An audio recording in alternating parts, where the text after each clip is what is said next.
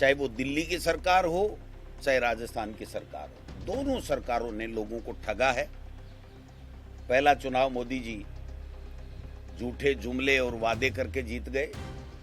दूसरा चुनाव मोदी जी सेना के शौर्य के पीछे छुप करके जीत गए। और तीसरा चुनाव मोदी जी वोट चोरी के आधार पर जीत गए। और मैं समझता हूं कि प्रधानमंत्री जी 90 देश यात्राएं, विदेशों की यात्राएं करी है, लेकिन एक दिन भी आकर के हमारे मीडिया को कभी नहीं कहा कि मेरा ये अचीवमेंट है, इस देश के लिए मैं ये करके आया हूं। सरकार में कोई भी चुनाव जीता हुआ व्यक्ति नहीं है, पर्दे के पीछे सरकार चलाते हैं। आप समझ सकते हो कि मेरा सीधा सीधा इशारा आरएसएस की तरफ है। सबसे पहले मेरे जन्म दिवस के ऊपर आप सब लोग पधारे। आपका प्रदेश कांग्रेस कमेटी के वार रूम में हार्दिक स्वागत है, अभिनंदन है। आप print media, electronic media, social media, तमाम जितने भी पधारे हैं, उन सब का स्वागत और धन्यवाद भी, क्योंकि सभी ने मुझे मेरे जन्म दिवस के ऊपर बधाई भी और शुभकामनाएं भी प्रेषित की हैं। तो आपका पुनः मुझे बधाई और शुभकामनाएं देने के लिए भी बहुत बहुत धन्यवाद। 1/10/64 को मेरा जन्म हुआ और मेरे पिताजी एक टीचर, हम किसान परिवार से, माता पिता ने पढ़ाया, LLB कराई, वकील बना और 2005 में राजनीति में आने का मुझे मौका मिला। कांग्रेस पार्टी ने पंचायत समिति के प्रधान के रूप में मुझे टिकट दिया और मैं 2005 जनवरी के अंदर प्रधान बना। और उसके बाद में लगातार मुझे मेरी लक्ष्मणगढ़ की जनता आशीर्वाद देती है। मेरी पार्टी की बड़ी मेहरबानी है कि 2005 जनवरी से लेकर के अब तक पहले प्रधान और 4 बार विधायक जिताया। पार्टी हाईकमान ने मुझे बहुत मौके दिए, प्रधान, MLA, जिला Congress committee, NSUI, youth Congress, प्रदेश कांग्रेस कमेटी, चीफ व्हिप, शिक्षा मंत्री, अनगिनत मौके दिए। मैं समझता हूं कि मेरा धर्म बनता है कि जिस कांग्रेस पार्टी ने मुझे यहां तक पहुंचाया है, उस कांग्रेस पार्टी के लिए मैं जी जान से, बड़ी निष्ठा के साथ, बड़ी ईमानदारी के साथ में सबको साथ लेकर के कांग्रेस पार्टी की विचारधारा को आगे बढ़ाऊं। हमारे नेता आदरणीय राहुल गांधी जी और हमारे राष्ट्रीय अध्यक्ष खड़गे साहब के विश्वास के ऊपर खरा उतरूं। मैं वो सौभाग्यशाली व्यक्ति हूं जिसको राजनीति में आने के बाद में सभी वरिष्ठ नेताओं का सहयोग और आशीर्वाद मिला, हमेशा सकारात्मक सहयोग मिला। एक दिन भी मुझे ऐसा आभास नहीं हो रहा है राजनीति में, जब से मैं 2005 से आया हूं, कि कभी मुझे किंचित मात्र भी ये महसूस हुआ हो कि मुझे सहयोग नहीं मिल रहा है। हमेशा सभी नेताओं का, कहने को कोई कुछ भी कहें, लेकिन मैं बड़ी ईमानदारी के साथ में आज जन्म दिवस के ऊपर कह रहा हूं कि मुझे तमाम छोटे बड़े नेता, पार्टी हाईकमान, नीचे के वर्कर, कार्यकर्ता, सबका सहयोग मिला। और इसी से आज 5 साल मुझे जुलाई में हो गए थे। पार्टी हाईकमान ने विश्वास व्यक्त कर रखा है और मैं संगठन को मजबूत कर रहा हूं।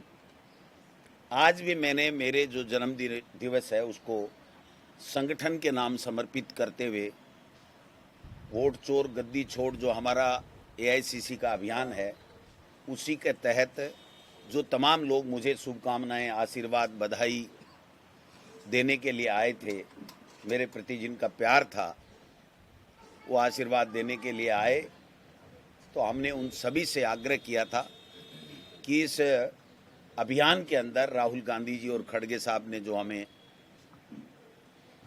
हस्ताक्षर अभियान दे रखा है उसमें सहयोग करें। मेरे को जो रिपोर्ट मिली है मेरी प्रदेश कांग्रेस कमेटी के पदाधिकारियों से, पहले 7200 थे, फिर 7800 के लगभग हस्ताक्षर हुए हैं और काफ़ी लोग जो प्रमुख लोग हैं, कार्यकर्ता हैं, पदाधिकारी हैं, वो ही हस्ताक्षर करते हैं। बाकी ऐसे अनगिनत लोग भी हैं जो किन्हीं कारणों से हस्ताक्षर भी नहीं किया, लेकिन काफ़ी आशीर्वाद मुझे मिला है। मैं समझता हूं कि मैं दिन रात लग कर के इस संगठन को सबको साथ लेकर के मजबूत करूं। और ये जो सरकार है, चाहे वो दिल्ली की सरकार हो चाहे राजस्थान की सरकार हो, दोनों सरकारों ने लोगों को ठगा है। पहला चुनाव मोदी जी झूठे जुमले और वादे करके जीत गए। दूसरा चुनाव मोदी जी सेना के शौर्य के पीछे छुप करके जीत गए। और तीसरा चुनाव मोदी जी वोट चोरी के आधार पर जीत गए। आज पूरे देश और दुनिया में हमारी विदेश नीति फेल है, हमारी आर्थिक नीति फेल है, हमारी किसान नीति फेल है। किसान की आमदनी दोगुनी करने की बातें कर रहे थे। और मैं समझता हूं कि प्रधानमंत्री जी 90 देश यात्राएं, विदेशों की यात्राएं करी है, लेकिन एक दिन भी आकर के हमारे मीडिया को कभी नहीं कहा कि मेरा ये अचीवमेंट है, इस देश के लिए मैं ये करके आया हूं। मैं समझता हूं कि यहां पर किसी ने सपने में भी नहीं सोचा होगा और किसी बीजेपी के नेता ने कभी नहीं कहा होगा कि भजन लाल जी मुख्यमंत्री बनेंगे, आप वोट दीजिए भारतीय जनता पार्टी को। सबने, मोदी जी ने कहा कि आप मोदी की तरफ देखो, 10 रुपए पेट्रोल के कम कर दूंगा, डीजल के कम कर दूंगा, महंगाई कम कर दूंगा, यहां पर बेरोजगारों को रोजगार दूंगा। और पता नहीं कितने वादे किए थे, लेकिन आज वो सारे वादे हवा हवाई हो गए हैं। एक भी वादा मोदी जी पूरा नहीं कर पाए। जीएसटी का पहले बढ़ाया, 10 साल लूटा, और अब जब बिहार का चुनाव आया और खुद का शासन डगमगाने लगा, कुर्सी डगमगाने लगी, सिंहासन डगमगाने लगा, तब जाकर के उन्होंने देखा कि अब एंटी कमेंसी होगी। लोग समझ गए कि ये तो केवल बातें करते हैं, काम नहीं करते हैं। तो ये जीएसटी का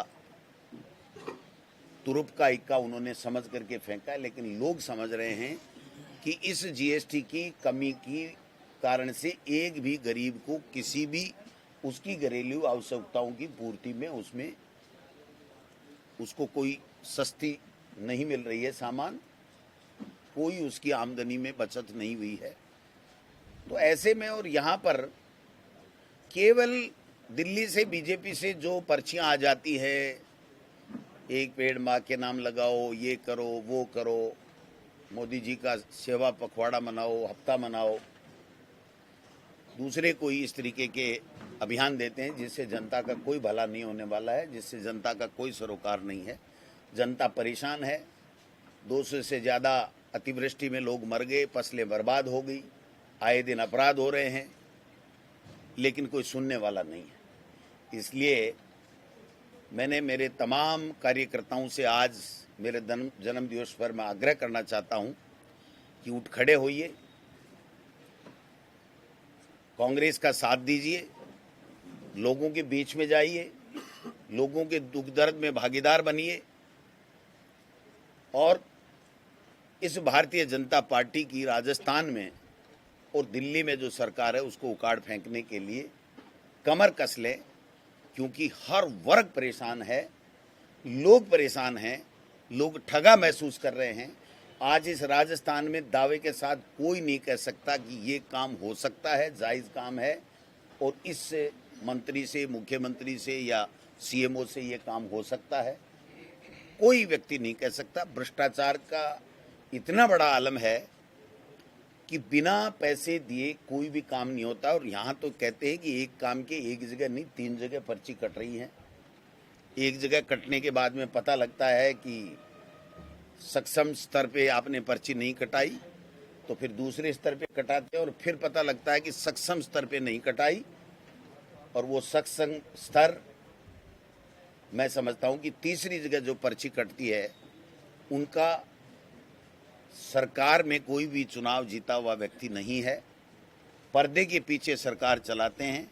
आप समझ सकते हो कि मेरा सीधा सीधा इशारा आरएसएस की तरफ है। वहां भी पर्चियां कटती हैं। अभी अभी ताज़ा एक उदाहरण देना चाहता हूं कि 5000 प्रिंसिपल के ट्रांसफ़र हुए।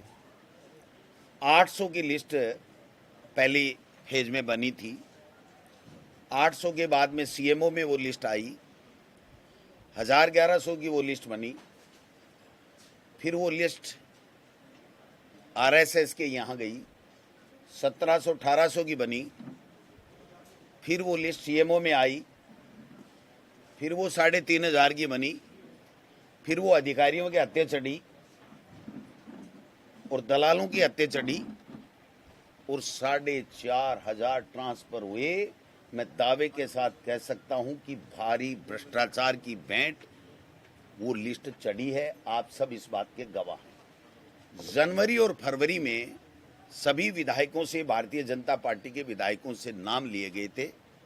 जनवरी से पर्ची कटना चालू हुई और आप देख सकते हैं कि सितंबर में आखिरी में आकर के वो लिस्ट आउट हुई है। मैं समझ नहीं पा रहा हूं कि इतना बड़ा भ्रष्टाचार होके भी वो किस मुंह से दूसरे के ऊपर आरोप लगाते हैं और किस तरीके से वो अपनी वाई अपनी पीठ थपथपा रहे, मेरे समझ से परे है। लेकिन आज हम सब राजनीति में रहने वाले लोग हैं, लोगों की सेवा करने का संकल्प लेकर के राजनीति में आए हैं। तो मैं और मेरी पार्टी के तमाम कार्यकर्ता यही संकल्प लेंगे कि जनता के बीच में उसके दुख दर्द में भागीदार बनेंगे, इनकी नाकामियों को उजागर करेंगे, सड़क हो, सदन हो, और आने वाले पंचायत राज चुनाव और नगर निकाय चुनाव में जो एमएलए और एमपी से पहले आएंगे उसमें इनको इनकी औकात बताएंगे कि आप टाल सकते हो चुनाव, लेकिन जिस दिन भी चुनाव होगा आपको मुंह की खानी पड़ेगी। क्योंकि कोई भी जनता, बल्कि बीजेपी के कार्यकर्ता भी इनकी कार्यशैली से खुश नहीं हैं। इसलिए राजनीति में रहने वाले व्यक्ति का जन्मदिन या जन्म पूरा सार्वजनिक जीवन होता है और सबके लिए होता है। तो मैं तो यही कहना चाहूँगा कि मैं पूरे समर्पण के साथ में मेरी पार्टी की मजबूती के लिए सब लोगों को, छोटे बड़े 36 कौम के लोगों को साथ लेकर के इस पार्टी को मजबूत करूँगा और आने वाले समय में हम भारतीय जनता पार्टी के कुशासन को उखाड़ फेंकेंगे। देखिए, इससे बड़ा दुर्भाग्य कोई हो नहीं सकता कि पूरी 11 साल से तो मोदी जी सभी विश्वविद्यालयों में, सब में, और भारतीय जनता पार्टी की जहाँ भी सरकारें हैं, बैकडोर एंट्री से आरएसएस के लोगों की नियुक्ति कर रहे हैं। वाइस चांसलर हो, चाहे प्रोफेसर हो, चाहे कोई दूसरे हो, बिना कोई आरएसएस की सहमति के एक भी व्यक्ति इस यूनिवर्सिटी में नहीं लग सकता। ये पहली बार हुआ है कि राजस्थान विश्वविद्यालय जैसी संस्था में भी आरएसएस के विचार थोपने के लिए वहां पर वो कौन सा कार्यक्रम बताया, शस्त्र पूजा। अब बताओ, ये कोई बात होती है? शस्त्र पूजा क्या होती है? शस्त्र पूजा क्या होती है? किस लिए शस्त्र चाहिए तुमको? हम महात्मा गांधी जी के पुजारी हैं, हम महात्मा गांधी जी को मानने वाले लोग हैं, हमको शस्त्र क्यों चाहिए? हम तो अहिंसा से काम कराना चाहते हैं। तो ये जो षड्यंत्र कर रहे हैं, एक तरफ तो ये सरदार वल्लभ भाई पटेल को मानने की बातें करते हैं, आदम बहुत बड़ी मूर्ति लगाते हैं, और जिस सरदार पटेल साहब ने इस आरएसएस को बैन किया, आज भी बैन ये यूनिवर्सिटी में कैसे जा सकते हैं? और फिर बच्चों के साथ किस प्रकार से पीटा, मुकदमे दर्ज कराए, हथियार लेकर के, खुद तलवार और लाठियां भाले लेकर के, और बच्चों के पीछे दौड़े मारने के लिए। एक तो घायल हो गया, बहुत गंभीर रूप से घायल है। ये कौन सी शिक्षा देना चाहते हैं? कहाँ इस प्रदेश को ले जाना चाहते हैं? आपको शस्त्र पूजा के लिए इस प्रदेश में जनता ने वोट दिया था क्या? आप अपनी आइडियोलॉजी है, अपनी विचारधारा है, आपने बहुत भवन बना लिए बड़े बड़े, वहाँ पर कीजिए। मैं समझता हूँ कि पहली बार इस तरीके से किया। लेकिन भाई साहब, जहाँ कंट्रोल कुछ नहीं होता है, जब मुख्यमंत्री खुद आरएसएस की विचारधारा का हो और उसके ऊपर वाले जो बड़े आरएसएस के जो पदाधिकारी हैं वो अगर यहाँ बैठे हों तो उनकी क्या औकात है कि वो ये कह दे कि साहब लॉ एंड ऑर्डर बिगड़ सकता है, आपको नहीं करना चाहिए। तो ये बहुत गलत बात है, गलत परंपरा डाल रहे हैं। इसका हम पुरजोर शब्दों में विरोध करते हैं और हमारे कार्यकर्ताओं के साथ में, हमारे बच्चों के साथ में अगर कोई अन्याय करेगा तो वो तो करेंगे ना। गिरफ्तारी तो इनके पास तो एजेंसियों का दुरुपयोग ही है हथियार, इसके अलावा तो इनके पास है नहीं। मैं तो कहता हूं कि आप मुख्यमंत्री जी से पूछिए कि मुख्यमंत्री जी, आपने किस कानून से, किस हिसाब से राजस्थान विश्वविद्यालय में शस्त्र पूजा का कार्यक्रम कराया। फिर सेक्रेटरीट में भी होगा, कल परसों होगा। जब यूनिवर्सिटी में हो सकता है तो सेक्रेटरीट में, सीएमआर में क्यों नहीं हो सकता, सीएमओ में क्यों नहीं हो सकता। तो ये गलत बात है। यहाँ पर पूरे प्रदेश में सब धर्मों को मानने वाले विभिन्न पार्टियों के लोग हैं, उनकी अपनी अपनी आस्थाएं हैं। आप ले जा करके जबरदस्ती उनमें आरएसएस की विचारधारा थोपना चाहते हो, इसको आरएसएस का अखाड़ा बनाना चाहते हो, ये कतई बर्दाश्त कांग्रेस पार्टी नहीं करेगी। सब यूनिवर्सिटी में बिहार में जो वोटर लिस्ट को लेकर के राहुल गांधी ने बात रखी थी, इसको लेकर के अब फाइनल जो लिस्ट है वो तैयार हो गई, लेकिन हुआ वही जो राहुल गांधी कह रहे हैं। नहीं, देखिए, मैं कह रहा हूं ना, ये दो तरीके से वोट चोरी करते हैं। एक वोट चोरी है कि चुनाव के समय चुनाव आयोग के अधिकारियों को अपने पक्ष में लेकर के और वोट फर्जी जोड़ते हैं। वोटर लिस्ट जिस दिन वोटिंग होती है उसके 24 घंटे पहले आती है, किसी को पता नहीं चलता है, और वो फर्जी वोट डाल करके चुनाव जीत जाते हैं, जो राहुल गांधी जी बार बार कह रहे हैं। दूसरा तरीका, इन्होंने एसआईआर के माध्यम से जो कांग्रेस के या बीजेपी को नहीं देने वाले वोट हैं उनको कैसे भी एसआईआर से काट दो और वो वोट जुड़े ही नहीं उससे पहले। अब आप देखिए ना, रिजल्ट कितने दिन पहले दिया और 10 तारीख को आचार संहिता लग जाएगी, तो आदमी कुछ कर ही नहीं पाएगा। इतने दिन में कहाँ से इतने लाख वोट, कोई कहीं बैठा है, कोई कहीं बैठा है, कोई कहीं व्यापार कर रहा है, नौकरी कर रहा है, वो जिस दिन वोट देने आएगा उसको पता चलेगा कि तेरा वोट ही गायब है। तो ये लोकतंत्र की हत्या है और संविधान का उल्लंघन है, संविधान की हत्या है। मैं समझता हूँ कि जनता इनको मुंह तोड़ जवाब देगी, देश की जनता बिहार में भी देगी और दूसरी जगह भी देगी। सर, जन्मदिवस के अवसर पर विधानसभा अध्यक्ष का बधाई संदेश आपको लाया गया है। जन्मदिवस के अवसर पर विधानसभा अध्यक्ष का बधाई मुख्यमंत्री जी का आ गया, मुख्यमंत्री जी का आ गया, राजेंद्र जी राठौड़ साहब का आ गया, और मैं तो फोन पिकअप नहीं कर पाया। विधानसभा अध्यक्ष का आया गया। विधानसभा अध्यक्ष तो हम सब के लिए आदरणीय हैं, उम्र में वो बड़े हैं, हम सम्मान करते हैं। कार्यशैली का विरोध है, तो अगर यही रहेगी तो विरोध रहेगा, चाहे वो जन्मदिन का आए ना आए, इससे कोई फर्क नहीं पड़ता। व्यक्तिगत दुश्मनी हमारी नहीं है, हमारी व्यक्तिगत दुश्मनी नहीं है, हमारी केवल उनकी कार्य प्रणाली के ऊपर सवाल है, इसके अलावा और कोई बात नहीं। आपको क्या लगता है वोट चोरी राजस्थान में भी हो सकती है या हुई है कभी? हम तो बीएलए बना चुके बीजेपी से पहले, नहीं करने देंगे, मजबूती के साथ में खड़े रहेंगे। नहीं, लोकसभा में तो हुई है ना, उसका तो हाइड्रोजन बम आएगा थोड़े दिन में, राहुल गांधी जी बताएंगे अब सबको। हाइड्रोजन बम में हम उम्मीद करते हैं कि राजस्थान भी एक प्रदेश है। अब कौन सी सीट कैसे क्या है वो हमारे पार्टी हाईकमान करेंगे। हमारे राष्ट्रीय अध्यक्ष आदरणीय खड़गे साहब का भी समाचार मिला है कि वो अस्वस्थ हैं और हॉस्पिटलाइज हैं। मैं उनके स्वास्थ्य की ईश्वर से कामना करता हूं कि वो जल्दी स्वस्थ हों। हम सबको उनका मार्गदर्शन लंबे समय तक मिलता रहे, ईश्वर से यही कामना करता हूं।